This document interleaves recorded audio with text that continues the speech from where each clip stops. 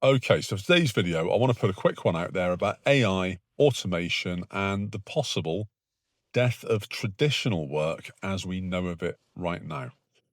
So, do you remember when people said that technology would make life easier? I'm sure we've all heard this at various points in our lives. When automation was supposed to free us up to do more creative and meaningful things. Well, here we are.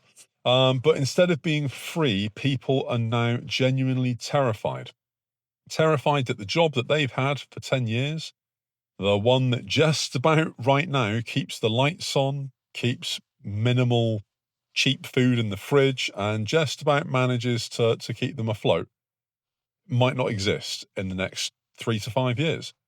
The absolute truth is that automation isn't coming. It's already here and it's changing everything much faster than I believe many people are ready for.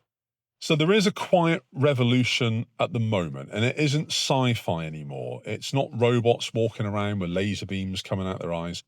It's software. It's invisible. It's already working quietly on your phone, in your job, at your bank, at HMRC, in supermarkets. It's basically invading, it's infiltrating almost every area of our lives, whether we're aware of it or not.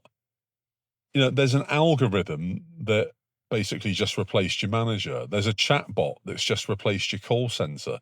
There's a self-checkout that's just replaced 3 cashiers. This isn't the future. This is just a Tuesday afternoon at Tesco's. So we didn't even notice the revolution. It just basically slipped through the airwaves, slipped through Wi-Fi, and it's landed. And there is a political blind spot to this. Here's the thing. Politicians simply don't get it. They talk about upskilling. They talk about digital transformation and innovation. They've no clue how to replace the millions, and there are millions of jobs that will be vanishing under their very noses. A third of the UK's workforce, around 10 million people, work in roles that could be fully automated by 2030. That isn't speculation, that's actually from the government's own data. So the ONS projection for this, that's the Office of National Statistics, have predicted that 30% of UK jobs are at high to severe automation risk by 2030. The risk isn't just losing jobs, though. It's also about losing identity. Because let's face it, work for a lot of people, it's their lifeline to being socially mobile, but it's also how they define themselves. And when that goes, what's left? Well, there are going to be the winners and there are going to be the lost. There are going to be victims and there are going to be victors. AI is creating a massive divide, not just between the rich and the poor, but between those who own the machines and also those that are going to eventually be replaced by them. So if you build or you control the tech, then you win big. But if you don't, and you're a user, you're going to get left behind. This isn't really about innovation anymore. It's about ownership. Big tech owns the tools. Governments lag behind because they fall over themselves, waiting years to try and regulate it, stuck behind red tape and policy that drags. Small businesses simply can't get on the ladder quick enough, so they can't compete. And workers aren't skilled up in time, so they are lagging behind. They can't keep up. It's not progress, it's digital feudalism. You've got the disappearing middle. For decades, Britain has relied on its middle class backbone. Things like steady, skilled jobs in admin or logistics or manufacturing or retail or education, take your pick. Any of those. But AI eats from the middle outward. It doesn't start with manual labor. That'll be the last thing to get automated. It starts with repetitive white collar tasks because they're the easiest things to automate. And they'll also be the first to go, mark my words. Things like data entry, completely gone. Things like customer service, automate it. Junior analysts, university leavers that have got minimal real world skills, they can just be replaced. Even the people who thought they were safe, the management and the middle management, well, they're not, because you've got AI that can schedule manage and maintain and organize far faster and far more effectively. AI doesn't give a shit how long you've worked at a company, how loyal you've been, whether you've punched your card at 1:45 the hour every day and you've been a diligent employee. It just looks at the spreadsheet and it goes pip, pip, pip, and it decides who can do this cheaper, what can do this cheaper. And there's a human cost, and it's not just about jobs, it's about what happens after that.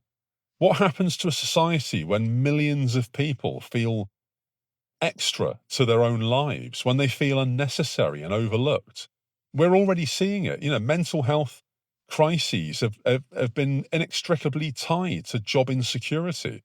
You've got the productivity paradox where tech improves output, but wages don't get any better. They still stagnate. You've got political anger that rises because people feel like they're being shit on, like they're being shut out. That's the perfect storm for social unrest. UK real wages from 2010 to 2025, down 7% when adjusted for actual inflation.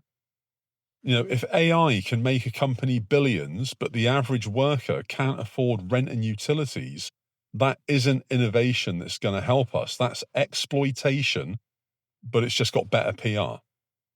And there's a myth of retraining. Governments love to say, don't worry, we're going to retrain people for the jobs of the future. But retrain them into what exactly? Most of the future jobs are being automated also. AI will create jobs that we don't even know the names of yet. Of course it will, but they are going to be few and far between. It's not going to create them en masse to replace the millions of jobs that are going to be at detriment because of it. It can't possibly. You can't retrain everybody to code, and even coding is being automated by AI now. The problem is that people just simply don't learn fast enough, and AI can do it. AI can do it in seconds. It's the system not adapting fast enough, the system of training people, the system of upskilling people, of educating. We've built an economy that replaces people faster than it replaces their income. And there's an ownership question here. The real issue is one that nobody really touches on. AI doesn't pay tax. Automation doesn't need to buy lunch. Robots don't need to spend wages in the local economy for it to be able to grow. So every time a business replaces a worker with a machine, well, the state loses income tax. The high street loses spending. Society loses that valuable human connection, interactions. It's all gone. It's a hollowing out. That's the effect. It looks efficient until you realize that it's eating itself. So think about it. Less tax revenue is going to lead to higher unemployment as well. It's going to lead to more benefit claims. It's going to lead to lower spending power, lower GDP as a country. It's going to lead to higher inequality, a massive divide. And that's not a future that I think anybody wants. That's a slow collapse. But we'll disguise it as progress. Where does it all lead? Well, if nothing changes, we're heading for a world literally where 10% or less of people are going to own the systems that make absolutely everything. 60% scrape by managing or servicing those systems. And the rest, the other 30%, the other 10 million, well, they're going to be shut out entirely. Does that sound familiar? It's basically the Industrial Revolution all over again, only this time the machines don't need hands. It isn't anti-tech. I'm not anti-tech at all. I'm very much for tech. But I'm also, and I think we all have to be pro-human here. Technology should serve society, not replace it. And at the moment, it feels like it's the other way around. I mean, there is a genuine question here. Do you think that AI perhaps isn't good and it isn't evil? Maybe it's just a mirror of where we're at as a society. Maybe it reflects the priorities of the people who control it, of the people who write the code, the people who train the large language models that run AI, and also invariably give it bias. Right now, that reflection, if that's what it is, it shows greed. It shows desire for short-term profit over human life. It shows desire really for zero accountability, which I think is very dangerous. But it could show something else. If governments and businesses and people start demanding it, then, the question could be, what will AI do? Who is it being built for? How can we utilize this for our ends without it controlling our business? It does feel that if it's not built for us, that 100% it can be used against us. So AI and automation could make Britain fairer. It could make Britain more smart. It could make us more free, but not under the current system. The old idea of a fair day's work for a fair day's pay is long gone. It doesn't fit in a world where work itself is disappearing. So unless we build new systems, maybe a universal income, maybe fairer taxation on automation, and ownership models that actually include workers instead of excluding them, then we're just going to be spectators to our own redundancy. When machines aren't taking over, we're handing it to them. One job, one policy, one short-sighted decision at a time. And if we don't stop to ask who it's all for, then we'll wake up one day and realize that the future that we were promised has already been sold off, basically to the highest bidder. So what are your thoughts on this? Has AI affected your job in any measurable way? Are you noticing it in the workplace? Is your job at detriment because of it? Are you likely to lose your job because of AI? Food for thought. Drop it in the comments. Let me know. YouTube is going to put another video there. Like, follow, subscribe, ring the bell, all that jazz. Another one tomorrow. Goldman. Peace out.